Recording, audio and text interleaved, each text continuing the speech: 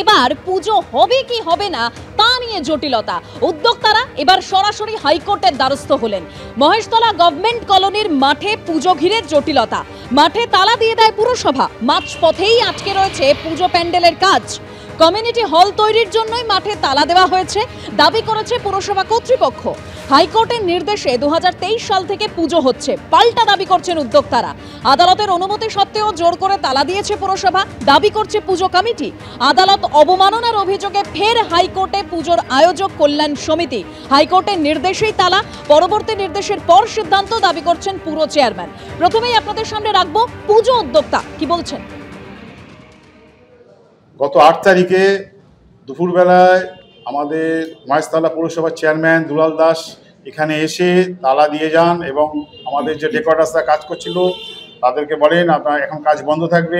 সবে শুরু হয়েছে, এখনো প্রচুর কাজ বাকি আছে, কিন্তু উনি জানি না কেন কি কারণে উনি এটাকে রায় দেওয়ার পরেও উনি এটাকে বন্ধ করলেন, সেটা একমাত্র উনিই বলতে পারবেন, আমরা কিছু বলতে পারবো না এর মধ্যে। ওনাকে অনেক রিকোয়েস্ট করেছি, তো উনি তো কিছুই শুনছেন না, রায়ও শুনছেন না। রায় ওনাকে মহেশতলা পৌরসভা পাঠিয়ে দিয়েছি এবং তার আমাদের কাছে রিসিভ কপিও আছে। কিন্তু একটা রায়ের পর উনি কি করে এই পুজোটা বন্ধ করতে আসে এটা আমরা বুঝতে পারছি না। অর্থাৎ মহেশতলা গভর্নমেন্ট কলোনির মাঠে পুজো ঘিরে জটিলতা, যার জন্য হাইকোর্টের দ্বারস্থ হয়েছে পুজো উদ্যোক্তারা। বিজেপি কি বলছে যেরকম আপনাদের সামনে রাখবো, সেরকমই পুরসভার যিনি চেয়ারম্যান তিনি বলছেন যে হাইকোর্টের নির্দেশেই তালা দেওয়া হয়েছে, পরবর্তী নির্দেশের পর সিদ্ধান্ত নেওয়া হবে। শুনুন। এটা সত্যি অত্যন্ত আমাদের কাছে অত্যন্ত দুঃখের।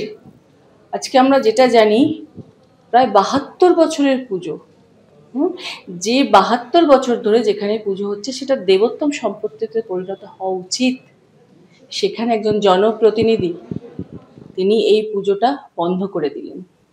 এখানে মনে হয় উনি কিছু কমিউনিটি হলটল কিছু করার উদ্দেশ্য ওনার আছে, বা কোথাও হয়তো ক্লাবের যারা সদস্য আছেন তাদের সাথে উনি ইগো সমস্যায় ভুগছেন। কোথাও হয়ে যাচ্ছে না যে সরকার বর্তমানে চলছে, এই তৃণমূল সরকার, যারা গায়ের জোরে কাজ চালাচ্ছে চারিদিকে। আমার মনে হয় কোথাও ওনার সমস্যা হচ্ছে। অনেকদিন তো হলো রাজনীতিতে, বিভিন্ন সমস্যা হয়তো ভুগছেন, এবারে ওনার অবসর নেওয়া উচিত। যে জায়গাটায় ওরা পুজো করে সেই জায়গাটা নিয়ে একটা কেস চলছে, ওখানে একটা আমরা কমিউনিটি হল করবো বলে সিদ্ধান্ত নিয়ে আমরা ওই জায়গায় কমিউনিটি হল করতে যাওয়ার পরে ওখানকার একটা কমিটি, ভেগ কমিটি, সেই কমিটি একটা কেস করে দেয় কোর্টে। এবারে 8 তারিখে সে মামলা হলো না, 9 তারিখে মামলা হলো না, 10 তারিখে মামলা হলো না, 11 তারিখে মামলা হলো না। যখন হলো না তখন আমরা একটা মেনশন করেছি কোর্টকে, যেটা একটা জরুরি ব্যাপার, এই জরুরি ব্যাপারটাকে ইমিডিয়েট শর্ট আউট করা হচ্ছে। কেসের রায় বেরোবার পরেই সবকিছু সিদ্ধান্ত নিয়ে কি করা যাবে।